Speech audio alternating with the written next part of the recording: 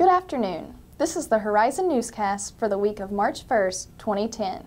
I'm Katie Newton. Our stories begin with graduation events for 2010. In this feature, Stephanie and I talk with students preparing for the big day. With graduation just 11 weeks away, many IUS seniors ordered their caps, gowns, and graduation invitations from Herff Jones on February 17th and 18th. We decided to catch up with the students to see if purchasing their graduation apparel gave them a sense of accomplishment. You know, they talk about it in class, ordering the caps and gowns. It doesn't seem real until you're actually here and see it, and it's like, wow, it's really going to happen. So. Yeah, it really does. I was a double major, so I had the opportunity to do it before and I didn't, and so now that it's actually happening, it's like all kind of surreal. But I'm really excited.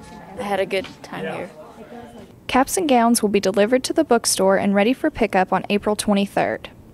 Caps and gowns can be ordered until March 12th, and after that date, students need to contact the bookstore. This is Katie Newton and Stephanie Taggart for the Horizon Newscast. Have you ever wanted tips for your resume? Human resource professionals visited the campus for a special tips and tricks session. Here's the story. On Wednesday and Thursday, February 24th and 25th, the IU Southeast Career Services held an event called Cafe Resume. Students got the opportunity to speak directly with human resource professionals and skip much of the job application process.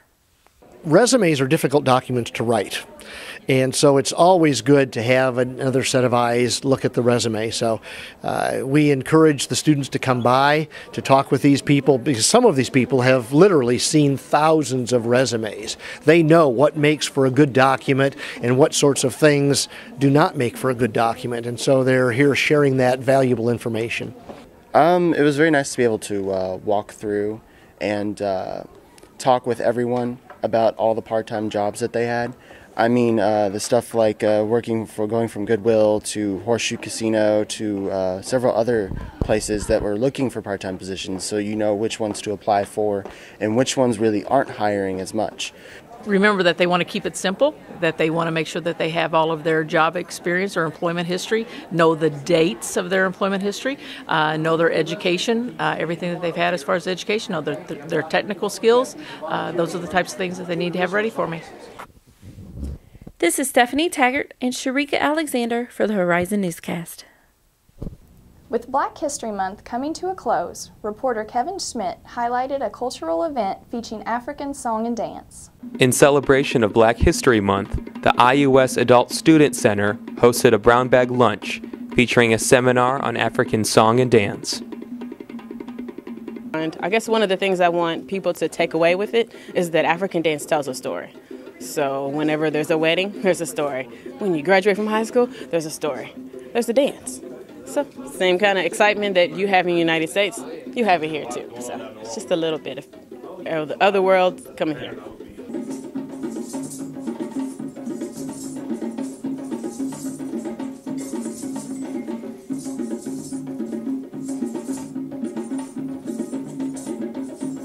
Attendees both older and younger helped participate in the dance. And I got a lot out of it because it's interesting. I didn't know what African dance was about, and it's a lot has to do with the culture and everything, so I actually learned a lot. It was good. Well, the main focus of the event was to teach people about African life. We always focus on Black life in America during African History Month, but African life gets left out. From the University Center, I'm Kevin Schmidt for the Horizon Newscast.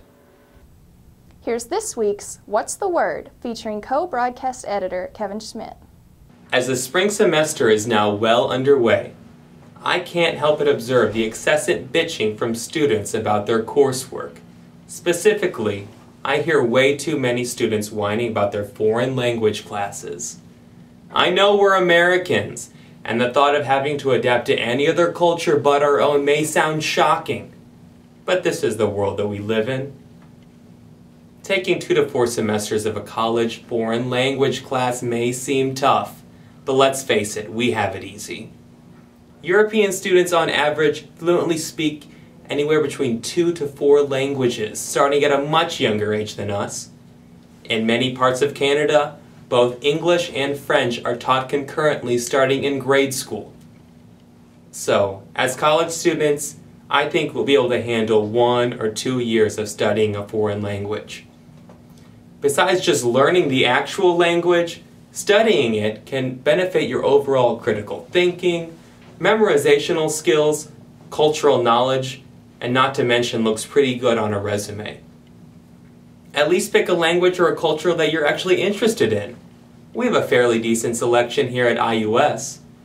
I chose German because it sounded interesting to me. Will I ever use it in my actual career? Probably not.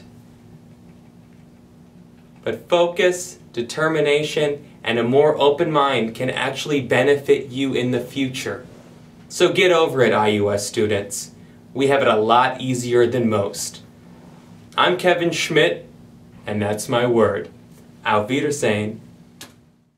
This has been the Horizon Newscast. Thank you for watching.